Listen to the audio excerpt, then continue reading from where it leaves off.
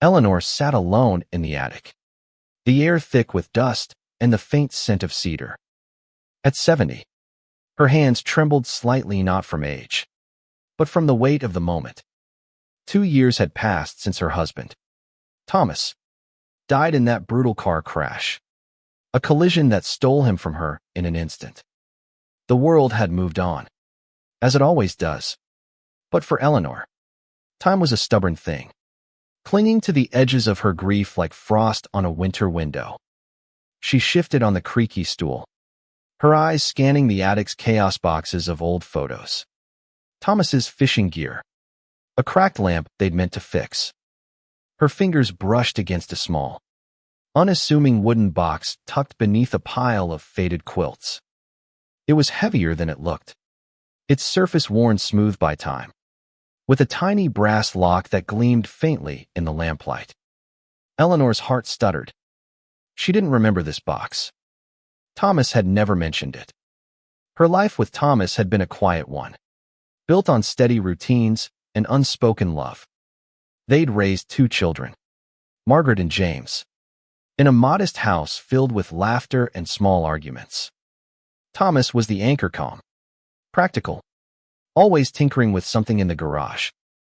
When he died, the house grew silent, as if it, too, mourned him.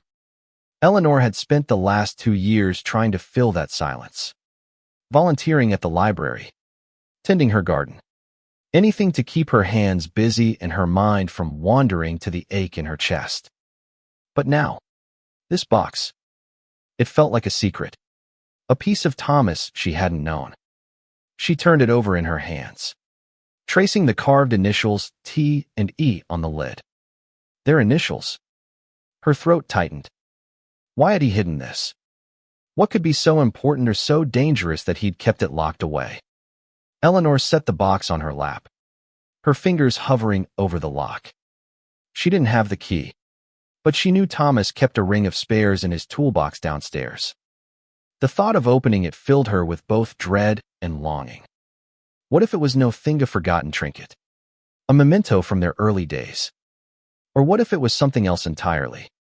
Something that could unravel the man she thought she knew. She stood, clutching the box to her chest, and made her way downstairs. The house was dark, save for the soft glow of a table lamp in the living room. She rummaged through Thomas's toolbox, her hands shaking as she found the small key that fit the lock. Back in the attic, she sat again, the box on the table before her. The key felt cold in her palm, like a shard of ice. As she inserted the key, her mind raced. Thomas had been her partner for 45 years. They'd shared everything, so she thought. The crash had been sudden, a drunk driver crossing the median on a rain-slicked road. No warning, no goodbyes. The police said he died instantly, but that brought little comfort. The absence of closure gnawed at her, and now this box felt like a final message from him. A whisper from beyond the grave. The lock clicked open. Eleanor hesitated, her breath catching. Inside, she found a stack of letters, yellowed with age, tied with a faded red ribbon. There was also a small, leather-bound journal and a photograph she didn't recognize, a young woman, maybe in her 20s, with a warm smile and eyes that seemed to hold a secret. Eleanor's heart sank. Who was she? The letters were addressed to Thomas, in a handwriting she didn't know. The journal had his scrawl, familiar yet distant, like a memory half forgotten. She untied the ribbon, her fingers clumsy with nerves. The first letter began, "My dearest Tom." Eleanor's vision blurred with tears. She didn't want to read further, but she couldn't stop. The words pulled her in, each one a thread unraveling the tapestry of her life with Thomas. The letter spoke of love, of stolen moments, of a life that wasn't hers. She dropped it, her hands trembling violently now. The attic seemed to close in around her, the air too heavy to breathe. Who was this woman? And why had Thomas kept this from her? Eleanor's mind spiraled, conjuring images of betrayal, of a double life she'd never suspected.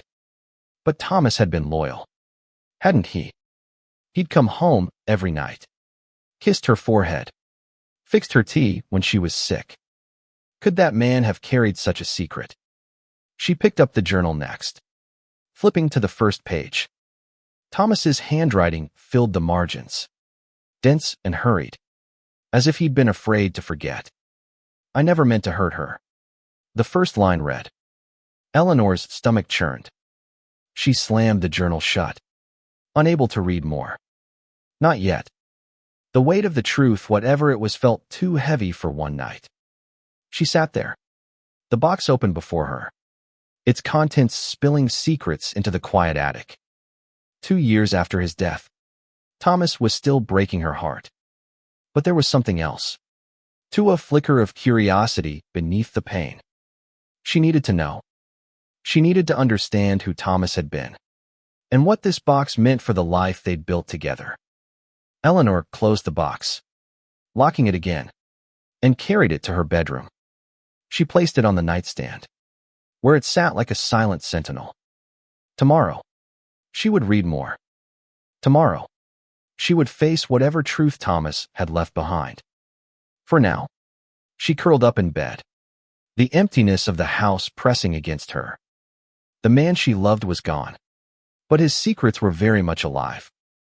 Morning light filtered through the bedroom curtains, casting soft shadows across the wooden box on Eleanor's nightstand. She hadn't slept well, her dreams tangled with images of Thomas and the mysterious woman from the photograph. Each time she closed her eyes, she saw those smiling eyes, so full of life, taunting her with questions she wasn't ready to answer. Now, in the quiet of dawn, she sat on the edge of her bed, staring at the box as if it might speak on its own. Eleanor's hands were steadier today, though her heart still raced. She unlocked the box and pulled out the stack of letters, their edges brittle with age.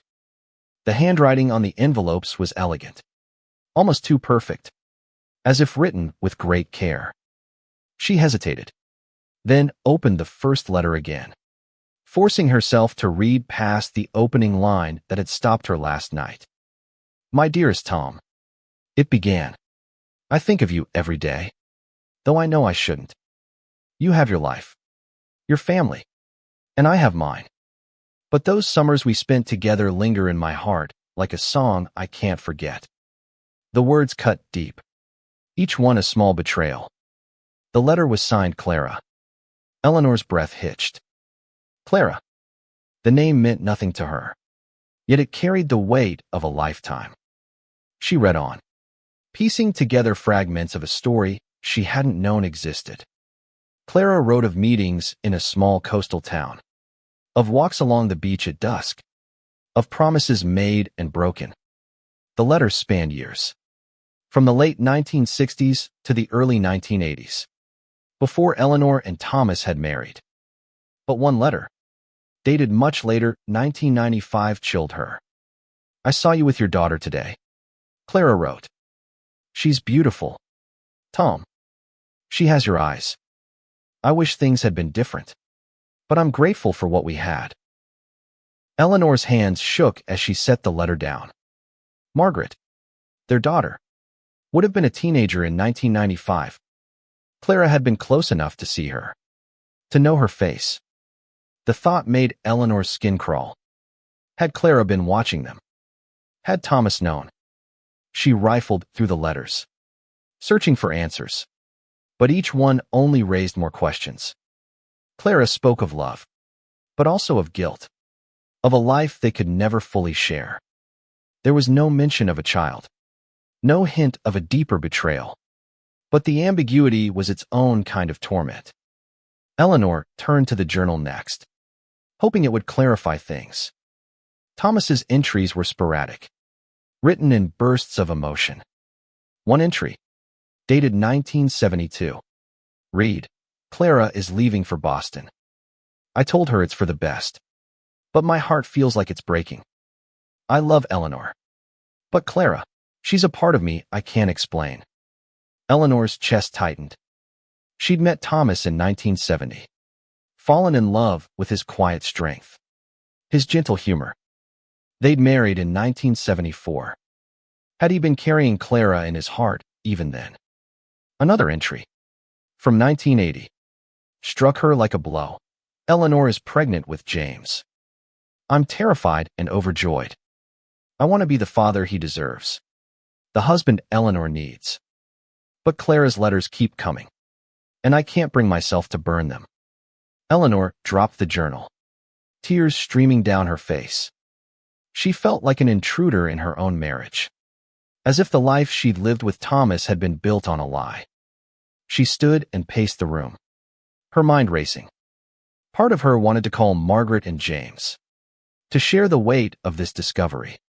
But she stopped herself. They were grieving too, in their own way. Margaret, now in her 40s, was raising her own children, and James was halfway across the country, chasing a career in tech. They didn't need their memories of their father tainted not yet. Eleanor needed to understand this herself first. She returned to the box, pulling out the photograph again. Clara's face was youthful, vibrant, her smile tinged with a sadness Eleanor now recognized. She looked like someone who loved deeply but knew it wouldn't last. Eleanor wondered what Clara had meant to Thomas, and why he'd kept these mementos hidden. Was it guilt, shame, or something softer, like nostalgia for a life he'd chosen not to live? By noon, Eleanor's emotions were a storm: anger, sorrow, confusion swirling together. She needed air, needed to escape the suffocating weight of the house. She tucked the box under her arm and drove to the library where she volunteered. The familiar smell of old books and polished wood calmed her, if only slightly. She sat at a quiet table in the back, the box beside her, and opened the journal again. One entry caught her eye. Dated 2005, Clara wrote again. She's sick now. Doesn't have long. I want to see her, but I can't. Eleanor is my home, my everything. I've made my choice, but it doesn't erase the past. Eleanor's anger softened, replaced by a pang of empathy. Thomas had loved her, hadn't he? But he'd also loved Clara, in some way, and that truth was a wound that wouldn't close. As the day wore on, Eleanor realized she couldn't keep this to herself forever. She needed answers, and Clara, wherever she was, might hold them. The letters mentioned Boston, a starting point. Eleanor wasn't sure what she'd find, or if she even wanted to know. But the box had opened a door she couldn't close. She left the library with a resolve she hadn't felt in years. She would find Clara, or at least the truth about her, and piece together the man Thomas had been. Eleanor spent the next week consumed by the box's contents. She read every letter, every journal entry, until the words felt like part of her. Clara's letters painted a picture of a woman who loved fiercely but lived in the shadows of Thomas's life. Thomas's journal, meanwhile, revealed a man torn between duty and desire. A man who loved Eleanor deeply but couldn't fully let go of his past. The photograph of Clara became a fixture in Eleanor's mind, her smile both a comfort and a challenge. Determined to find answers, Eleanor began her search for Clara. The letters mentioned Boston repeatedly, so she started there, scouring online directories and social media for any trace of a Clara who might fit the timeline.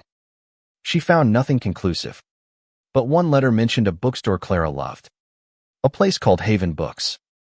A quick search revealed it still existed, a small independent shop in a quiet corner of Boston. It was a long shot, but Eleanor felt drawn to it, as if the bookstore might hold a piece of the puzzle. She booked a train ticket, telling Margaret and James she needed a change of scenery. They were supportive but distracted, their lives full of their own demands. Eleanor didn't mind. She wasn't ready to share the box with them, not until she understood its secrets. The train ride to Boston was a blur of green fields and gray skies. Eleanor clutched the box in her lap, its weight a constant reminder of why she was there. When she arrived at Haven Books, the shop was smaller than she'd imagined, its shelves crammed with worn paperbacks and handwritten recommendations. The air smelled of ink and coffee, and a young woman at the counter greeted her with a warm smile. "I'm looking for someone," Eleanor said, her voice unsteady. "A woman named Clara. She used to come here, maybe 30 or 40 years ago." The young woman, whose name tag read Lily, frowned thoughtfully. "That's before my time. But my aunt owns the shop. She's been here forever. Let me get her." Moments later, an older woman emerged from the back, her silver hair pulled into a loose bun. She introduced herself as Ruth, the shop's owner since the 1970s. Eleanor's heart raced as she explained her search, leaving out the more painful details. Ruth's eyes lit up at the mention of Clara. Clara Mason. "Oh, I remember her. She was a regular here, always reading poetry or history. Quiet, but kind. She moved away in the late 90s. I think. Said she was sick." Eleanor's throat tightened. "Do you know where she went? Or if she's still—" She couldn't finish the sentence. Ruth shook her head. "I'm sorry. I don't." She stopped writing after she left. But she loved this place. Said it felt like home. Ruth paused, studying Eleanor's face. "You're looking for her for a reason, aren't you? Something personal?" Eleanor nodded, unable to speak. Ruth didn't press, but she offered to check old customer records in the back. While Eleanor waited, she wandered the shelves, her fingers trailing over the spines of books Clara might have touched. She felt closer to Thomas here, as if his past was whispering to her through the pages. Ruth returned with a faded index card. "This is all I have. Clara's old address. From 1995. It's in Cambridge. Not far from here. No phone number. But it's a start." Eleanor thanked her, clutching the card like a lifeline. She spent the rest of the day walking Cambridge's tree-lined streets, the box tucked under her arm. The address led to a small apartment building, now converted into condos. The current residents knew nothing of a Clara Mason, but a neighbor, an elderly man with a kind smile, remembered her. "She was sick," he said. "Cancer, I think. She moved to a care facility, but I don't know where." Eleanor's hope flickered, but she refused to give up. Back at her hotel, she called every hospice and nursing home in the Boston area, using Clara's name and the rough timeline from the letters. Most had no record of her, but one facility, a small hospice in Quincy, confirmed a Clara Mason had been a patient there in the early 2000s. She had passed away in 2006. Alone. The word alone hit Eleanor like a stone. She thanked the nurse and hung up, tears streaming down her face. Clara was gone, just like Thomas. But the questions remained. Why had Thomas kept her letters? What had she meant to him? And why had he hidden this part of his life? That night, Eleanor opened the journal again, searching for clues. One entry, dated 2006. Broke her heart. Clara's gone. I found out today. I should have visited, but I couldn't face her. Not after everything. Eleanor deserves better than my regrets. The words were a confession, a plea for forgiveness. Eleanor felt a surge of love for Thomas, mixed with a fresh wave of betrayal. He'd known Clara was dying, and he'd chosen to stay with her, with their family. But he'd never let Clara go. Not entirely. Eleanor returned home the next day, the box heavier than ever. She knew Clara's story wasn't finished. Not yet. There was more to uncover, and she would keep searching, even if it broke her heart again. Back in her quiet house, Eleanor felt the walls closing in. The box sat on her kitchen table, its contents now familiar yet still foreign. She'd learned Clara's fate, But the why of it all eluded her. Why had Thomas kept this secret? What had Clara been to him? And what did it mean for the life they'd shared? The questions gnawed at her, relentless, like a tide wearing down stone. She decided to confide in Margaret, her daughter. Margaret arrived that evening, her face a mix of concern and curiosity. Eleanor hesitated, then handed her the photograph of Clara. "This was in a box your father left," she said, her voice trembling. "There are letters, too, from a woman named Clara Mason. She knew him before we were married, and after." Margaret's eyes widened as she studied the photo. "Who was she?" she asked, her voice soft but urgent. Eleanor shook her head. "I don't know everything, but I need to. Will you help me?" Margaret nodded, her hand squeezing Eleanor's. Together, they went through the letters again, Margaret reading aloud while Eleanor listened, her heart aching with every word. One letter, dated 1985, stood out. Clara wrote, "I saw you at the market today. Tom, you didn't see me, but I saw the way you looked at your wife. You love her, and I'm happy for you. But I miss you." Margaret paused, her voice catching. "Mom, this sounds like she loved him. But he chose you." Eleanor nodded, tears brimming. "I think so. But why keep this? Why hide it?" Margaret suggested they dig deeper, starting with Thomas's journal. They found an entry from 1990. "Clara called today. She's struggling. Alone. I sent her money. Told her it was the least I could do. Eleanor can never know. It would break her." Eleanor's breath caught. Thomas had supported Clara financially, secretly. The revelation was both a relief and a betrayal. Hadn't been unfaithful in the way she'd feared. But he'd carried this burden alone. Margaret, ever practical, proposed they search for Clara's family.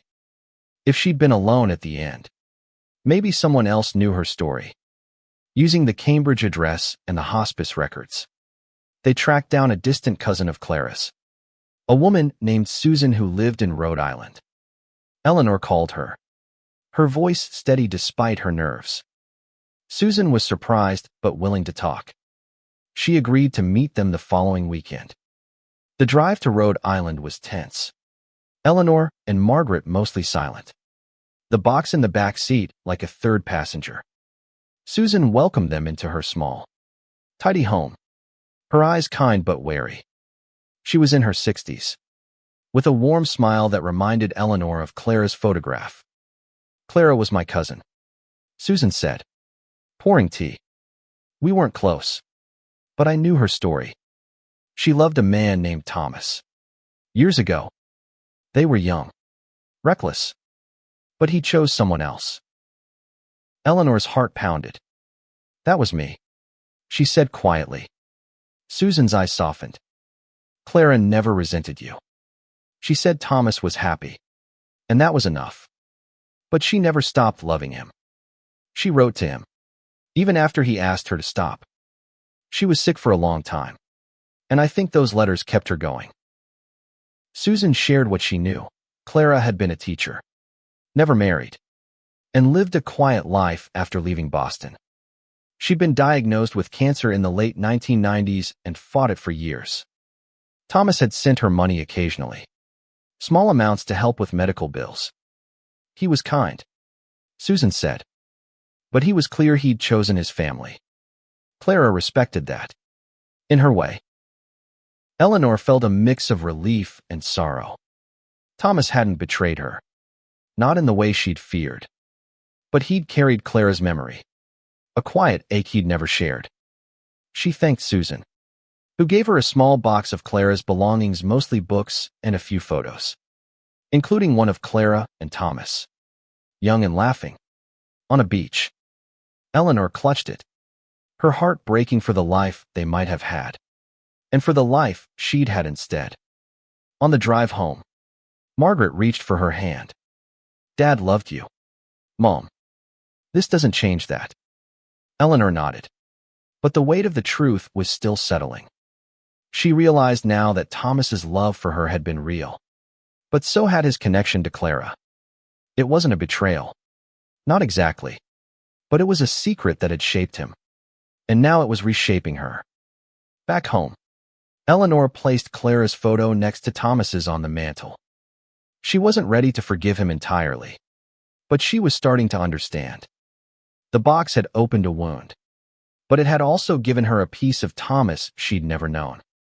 And in that, there was a strange kind of healing. Eleanor's days took on a new rhythm, one shaped by the box and its revelations. She kept Clara's photo on the mantel, a quiet acknowledgement of the woman who'd been part of Thomas's life. She didn't hate Clara anymore.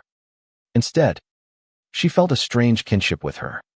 Two women bound by their love for the same man. But the questions lingered. And Eleanor knew she needed to share this with James, her son, to complete the circle. James arrived a week later, his tech bro energy filling the house with a warmth Eleanor hadn't realized she missed.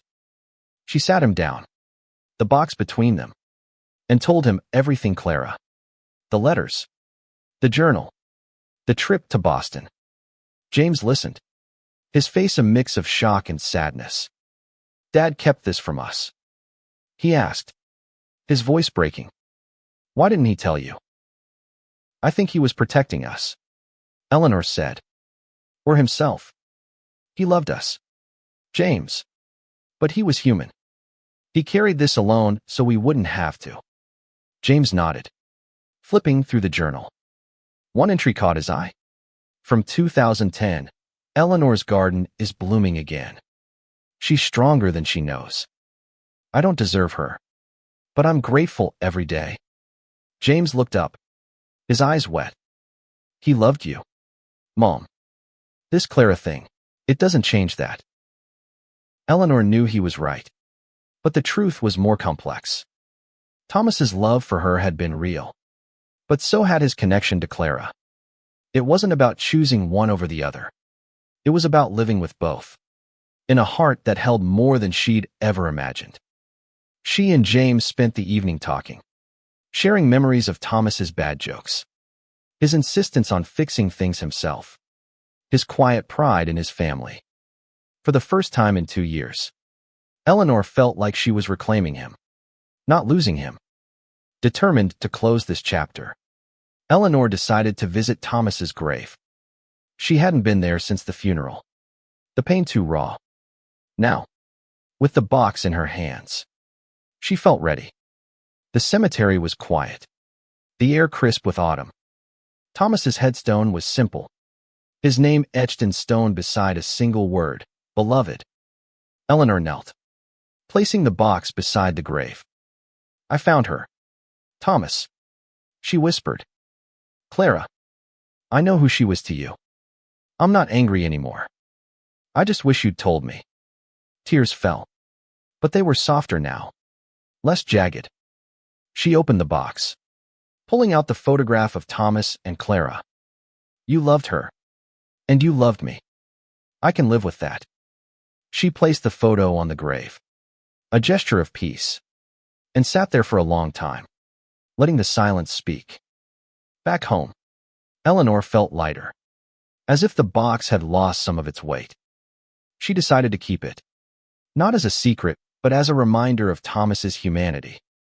She shared the story with Margaret and James, not hiding the pain, but also not letting it define their father. They agreed to keep the box in the family, a testament to the complexity of love and loss. Eleanor began writing letters of her own, not to Clara or Thomas, but to herself. She wrote about forgiveness, about the strength it took to face the past, about the love that endured despite it all. The act of writing was cathartic, a way to reclaim her story from the shadows of Thomas's secrets. One evening, as she sat in her garden, the flowers Thomas had loved blooming around her, Eleanor felt a sense of peace. The box had shattered her understanding of her marriage, but it had also rebuilt it, piece by piece. Thomas wasn't perfect, but he was hers. And that was enough. Eleanor's life didn't return to normal. It couldn't. Not after the box. But it found a new rhythm. One that carried the weight of truth and the lightness of forgiveness. She kept the box on a shelf in her bedroom. No longer a secret, but a part of her story. She shared it with Margaret and James, who visited more often now, their bond strengthened by the shared journey through their father's past. One spring morning, Eleanor decided to honor Thomas and Clara in her own way. She planted a new flower bed in her garden, choosing roses for Thomas, who'd love their fragrance, and lavender for Clara, whose letters mentioned a love for its calming scent. The garden became a place of reflection, a space where Eleanor could sit with her memories and let them breathe. She also started volunteering at a local hospice, inspired by Clara's lonely end. She read to patients, held their hands, listened to their stories. It was her way of giving back, of ensuring no one faced their final days alone. The work was hard but fulfilling, a reminder that love and loss were universal, binding us all in their quiet dance. Margaret and James noticed the change in her. "You're stronger than you know, Mom," James said one day, echoing Thomas's words from the journal. Eleanor smiled, feeling the truth of it. The box had broken her open, but it had also shown her resilience she hadn't known she had. One evening, as she sat in her garden, a letter arrived from Susan, Clara's cousin. It contained a poem Clara had written, found among her belongings. The words were simple but profound, speaking of love that endures through time, of hearts that hold more than one story. Eleanor read it aloud, her voice steady, and felt a connection to Clara she hadn't expected. They were different women, with different lives, but they both loved Thomas, and that was enough. Eleanor framed the poem and hung it beside Clara's photo on the mantel. It wasn't about erasing the pain, but about embracing it, letting it coexist with the love that remained. She wrote one final letter to herself, a promise to keep living, to keep loving, to keep finding meaning in the mess of it all. As the sun set, casting a warm glow over the garden, Eleanor felt Thomas's presence not as a ghost, but as a memory woven into her life. The box had shattered everything, but it had also given her something new, a deeper understanding of love, of forgiveness, of the human heart's capacity to hold both joy and sorrow. She closed her eyes, the scent of roses and lavender filling the air, and for the first time in 2 years, she felt truly at peace.